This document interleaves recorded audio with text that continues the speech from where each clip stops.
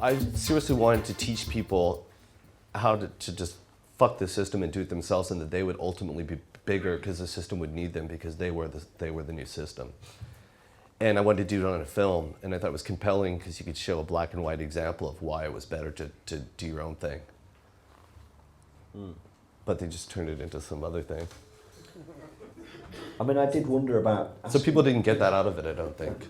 But turns out they did, because there are a lot of like neo-psych bands all just doing their own thing, and now they have festivals in Manchester and everywhere on the planet, 20,000 people going in Texas, and there were none of these bands. See, people were calling us the monkeys when we played. They didn't understand. You just want to be in the 60s. I was like, I was born in 1967. I am from the 60s. You are fucked because I can beat you up. You know? It's like, do you know what I mean? It's like, here I am. I'm on acid and I will fuck you up. Or whatever, you know? Just being weird, you know? Well, look, I mean, I had this whole thing of, you know, is it going to be a big elephant in the room asking you about the dig? Because, you know, I mean, look, it came out 10 years ago. Yeah. It was filmed over a 7-year period. I know and you know that, I mean, 10 years ago, I was a div. I was, you know, I really, 17 years ago, I was a real div. We were filming this in 96 and 97. So that's when we were filming it. So what happened was there used to be a agency called William Morris or something. It's still there. You might have heard of it. Anyways, they set out to do a film. They hired this documentary filmmaker, and it was on 10 bands trying to make it in Los Angeles in the thing. And their design was to do whatever with it, and obviously was to build a market for these bands that they couldn't build a market for through a film. And somehow they picked up on me being from San Francisco, and so they get on the phone with me and I go, yeah, sure, you can come to San Francisco and meet me, but this sounds like bullshit. You know, so they come up to one of my shows and they're like, we really want you in this movie. And I got Pete Kimbers with me, you know, and all this stuff. And I'm like, look, all these fucking bands are gonna break up, you know? So you should just let me have this film and make it about me and my mates. Because this is more interesting, I'm telling you. And they're like, how'd you know 6 of the bands already did break up? I'm like, because it's reality. You know, go to rehearsal space and, you know, people say they got a band and it doesn't work out or whatever. So that's stupid. But a lot of stuff happened with that. You know, it was sold to MTV and they tested it and it received the highest ever rating for attention. You know, they had a little button you can more or less on the fence when you're watching one of these. Yeah.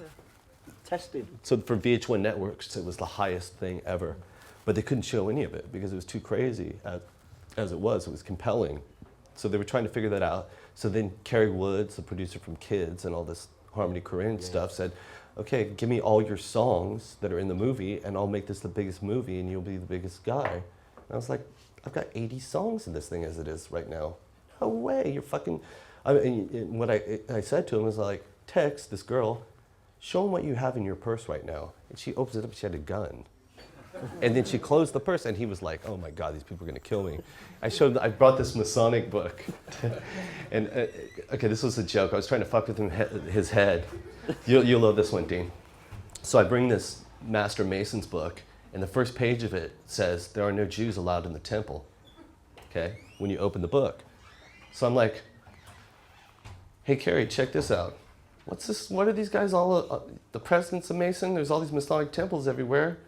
What's this first page say right here? That no Jews are allowed in the temple. What could that possibly mean? How can there be Jewish Masons and they're not allowed in the temple? How does this work out? It freaked him out. I'm like, check out all these 10 characters of the Hebrew alphabet right here that you don't even know, and you totally went to, you went to Hebrew school. What do these ones mean? And he was just like bummed out. I was freaking him out. But so I was trying to play tricks in the movie, doing stuff that I couldn't show because I was stealing magic books from people, and just trying to freak people out. I don't practice magic. I'm not interested in it. I'm interested in practical magic, and these guys are devils. So that was the best thing about it. It has nothing to do with I'm talking about the industry. I wasn't talking about their ethnicity, their culture, or anything. I'm talking about how this guy wanted me to give him 80 songs so I could be in my own movie.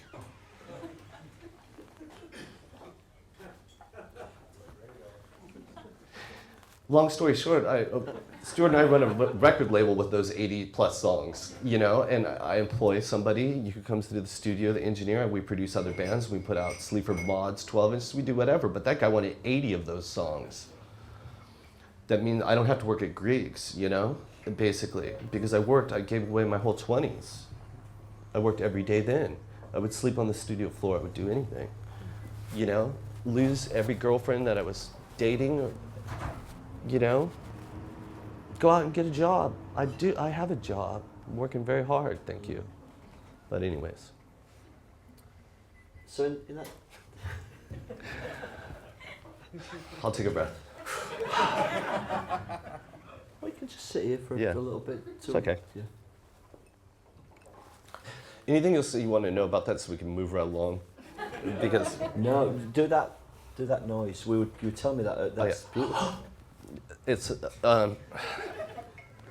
in Iceland and certain parts of Norway, because they have to go into great depth with the structure of their language. It's like you have to speak a paragraph of really abstract things to make a sentence.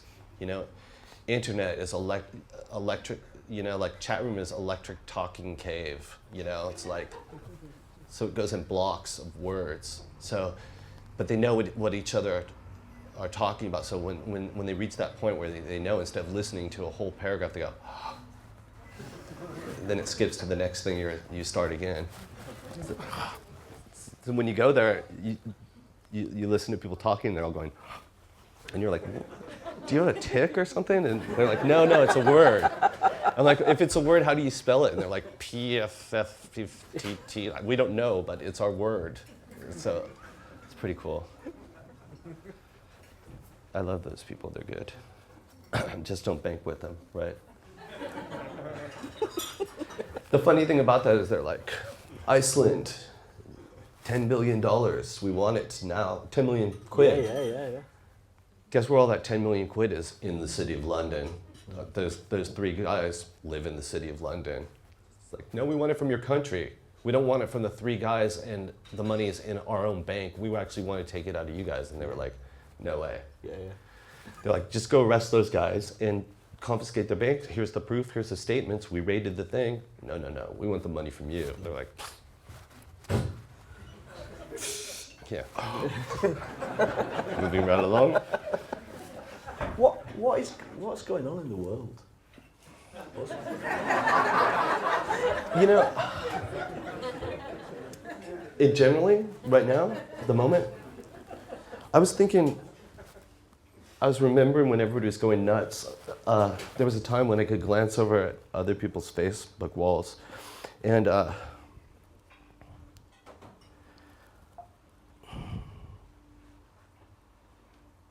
there was a time, okay, going backwards, so there was a time in Dig, see, in the early 90s, about a year or two into my band, I fell out of my loft bed. I had a really high one up by the ceiling, and I had snapped all the bones in my arm, and so they were waiting to cut open my hip, sort of fuse my arm like this, and they kept me on a morphine Demerol drip for 13 days waiting for this surgery because they needed all these. So I'd never wanted to be a junkie or any of this stuff because I'd known people's parents, you know, some of my mates come to school, they'd come home from school and their parents had sold the couch or whatever to get high that day.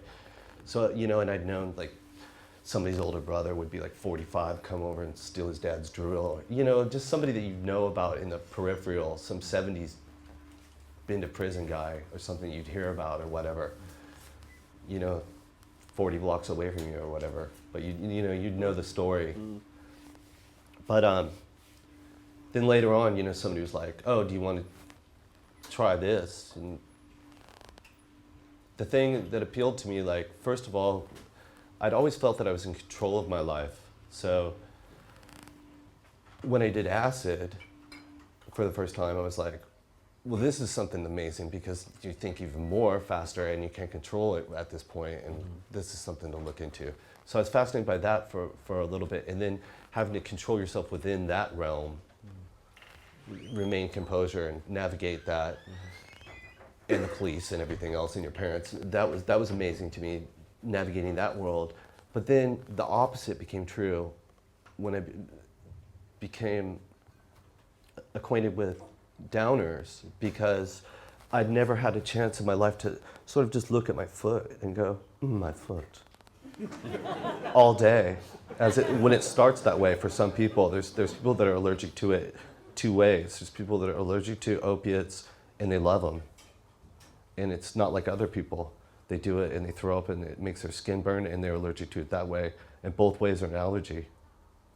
But it's really bad stuff. So I ended up going down that path wasn't that long. It was just very difficult to get good out of it. I mean, to forever quit. But I segued into alcohol, and then that took a good number of years and got progressively very, very bad because I liked being a cowboy and drinking, and I had a fair amount of money. So I could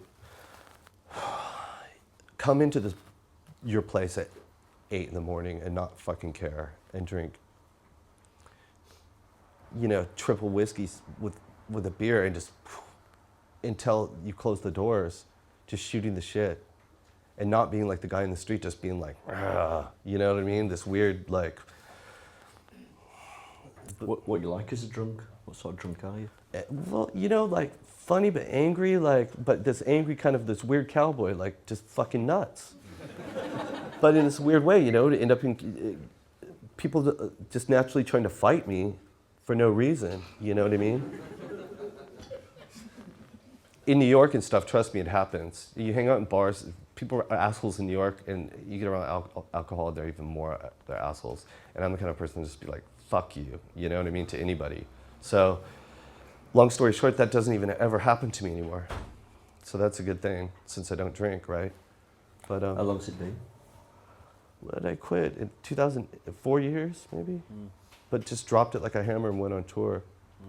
But which I think, just like the smack, but I think that kind of stuff is easier if you're just done. You're not missing any party. See, it was never my intention to kill myself with drugs or alcohol. Right? I just enjoyed being fucked up all the time, but not hiding from anything.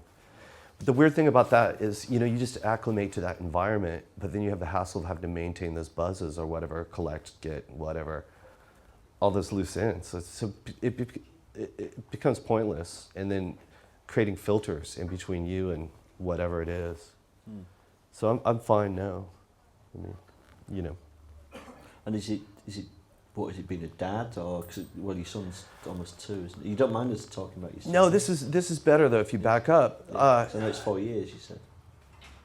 At the same time, my own mental illness it aggravated that, I think. Okay. So